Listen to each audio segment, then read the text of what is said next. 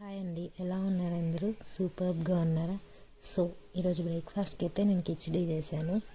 కిచిడి నేను రైస్ కుక్కర్లో చేశాను. మీరు రైస్ కుక్కర్లో చేసుకుంటారా, ప్రెషర్ కుక్కర్లో చేసుకుంటారా, లేకపోతే నార్మల్ గిన్నెలో చేసుకుంటారా?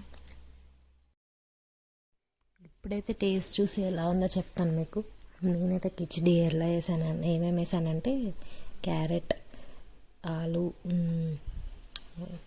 ఆలు పచ్చిమిర్చి అండ్ ఆనియన్, అవి ఇవి మసాలా దినుసులు కూడా వేసాను. సూపర్గా ఉంటుంది ఇలా చేసుకుంటే.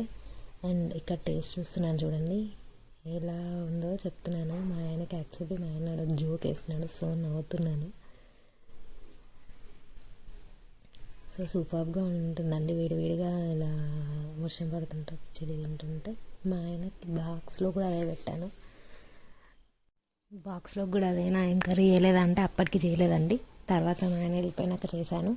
సో అప్పటికైతే కర్డ్ పల్లీల పొడి పెట్టేసి బాక్స్లో కిచిడి పెట్టేసి రెడీ చేసేసాను అనమాట. తర్వాత ఆఫ్టర్నూన్కి వచ్చేసి ఈ దొండకాయలు కట్ చేశానండి.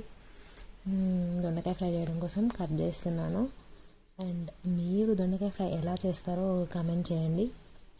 నేనైతే నార్మల్గా ఆనియన్స్ లేకుండా నార్మల్గా ఇలా చేసేసాను. ఇన్స్టెంట్గా ఎవ్రీవన్ అందరు చేసేటట్లు అట్లా చేసేసానండి. బట్ మీరు లంచ్లో ఈరోజు ఏం కర్రీ చేసుకున్నారు? ఏం కర్రీ ఒకటేనా, చారు ఆర్ సంథింగ్ ఏమైనా సైడ్ డిషెస్ ఇంకేమైనా చేసేసుకున్నారా?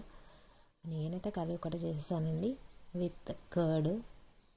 అంతే అండి, అంతే ఈ వీడియో. Thank you.